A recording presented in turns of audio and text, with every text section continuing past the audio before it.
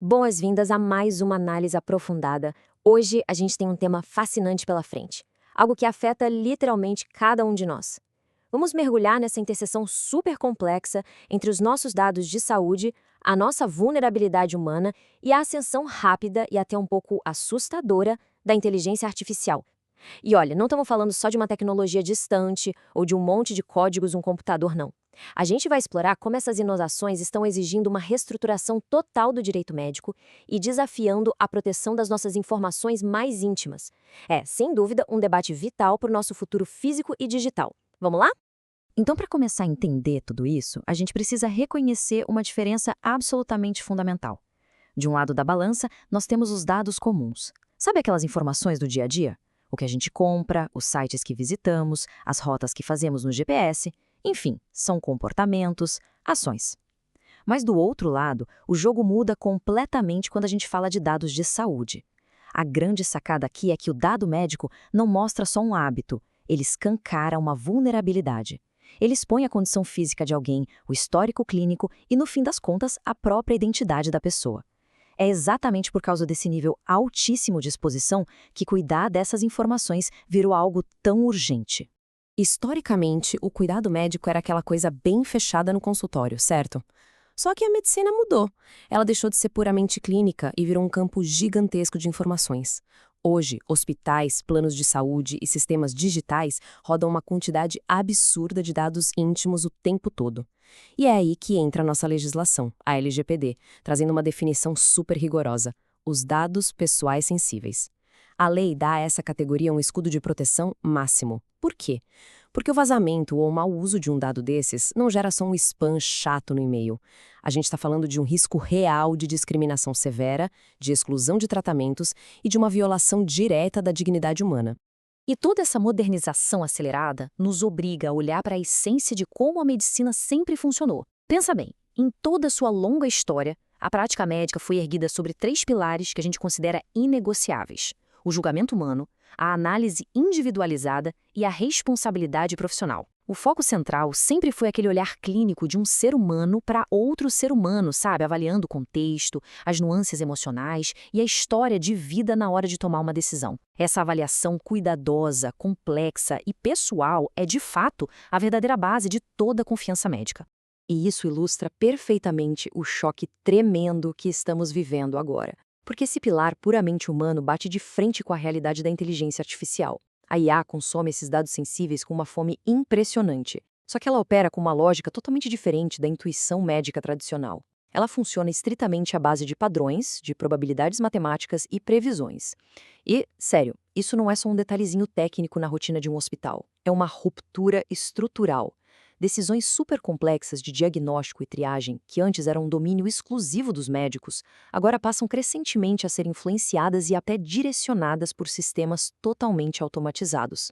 Com essa nova dinâmica rodando em altíssima velocidade, processando bancos de dados gigantescos num piscar de olhos, a legislação acaba assumindo o papel de um verdadeiro mecanismo de contenção. Mas calma, é super importante entender que a ideia aqui não é de jeito nenhum frear o progresso científico ou impedir que a tecnologia salve vidas.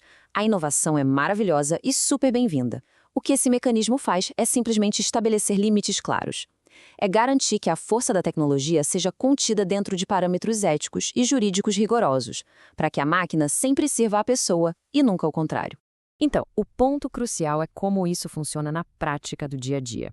É como um funil super rigoroso. Primeiro, a finalidade. O dado só pode ser usado para um propósito médico legítimo. Ou seja, a informação coletada no momento de dor no hospital não pode parar numa campanha de marketing, de jeito nenhum. Segundo, o consentimento precisa ser bem explícito. Terceiro, a minimização. A regra é coletar só o que é estritamente necessário para o tratamento, o que vai totalmente contra aquela cultura de acumular dados infinitamente. E quarto, a eliminação. Quando a informação não serve mais para aquele propósito médico original, ela precisa ser apagada dos sistemas digitais. Armazenar dados para sempre, sem justificativa, nem pensar. Agora, a gente poderia pensar, bom, é só assinar um termo num tablet do consultório e está tudo resolvido, certo? Errado. Existe uma realidade altamente preocupante conhecida como a assimetria do consentimento. Sabe o que é isso? É um desequilíbrio colossal. Porque mesmo que a autorização esteja lá documentada, a verdade é que quase ninguém tem a base técnica para entender de verdade como a inteligência artificial vai cruzar e deduzir conclusões clínicas a partir daquelas informações. É literalmente como assinar um contrato super complexo num idioma desconhecido. Isso mostra que o consentimento no papel por si só não é uma armadura impenetrável.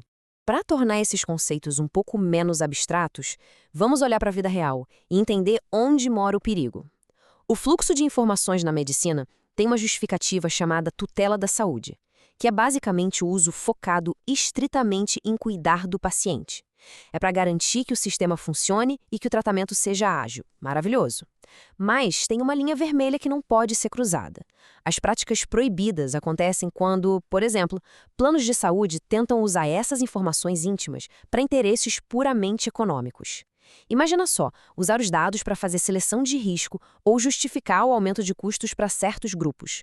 O dado de saúde jamais pode virar uma arma comercial contra a própria pessoa. E vamos para o próximo ponto, para ver como a coisa se agrava. O grande perigo está exatamente na precisão assustadora dessas máquinas. A IA é formidável em achar padrões invisíveis e identificar riscos no meio de um oceano de informações médicas. Essa é, claro, a sua grande promessa tecnológica. Só que, se essa precisão impecável for usada do jeito inadequado, tipo para limitar acessos baseados em cálculos financeiros, a gente não vai ter um avanço social. A gente vai ter um reforço brutal e implacável das desigualdades sistêmicas.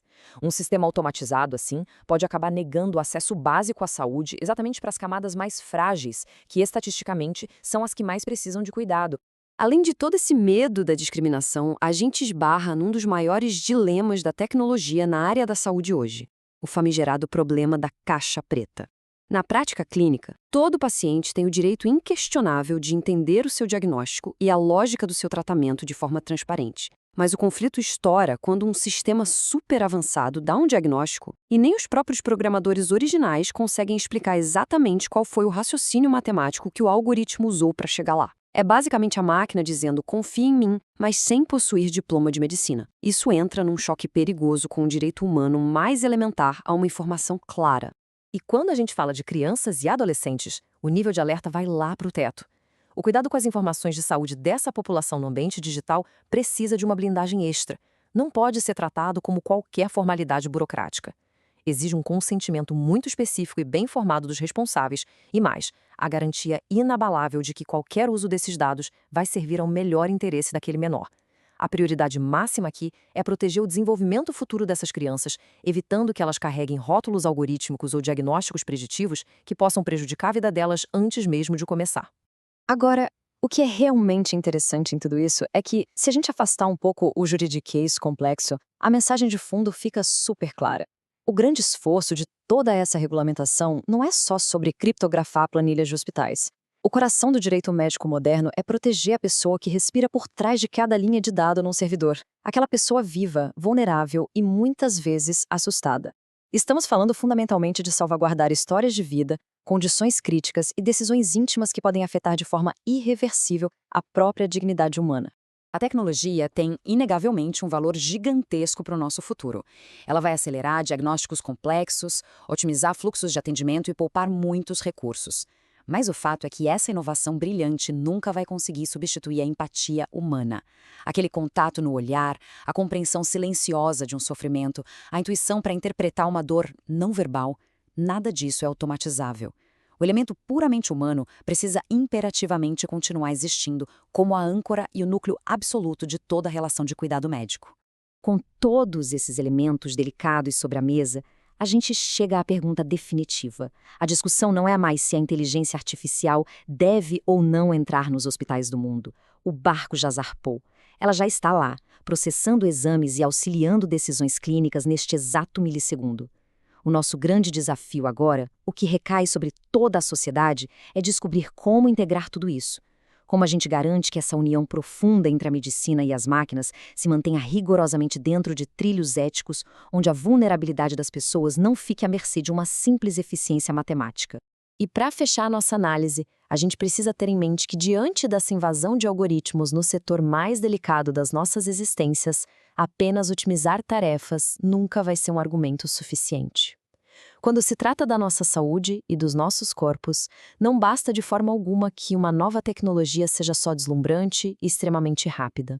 A exigência legal e moral é que toda inovação na saúde se prove justa, equilibrada e inegociavelmente humana.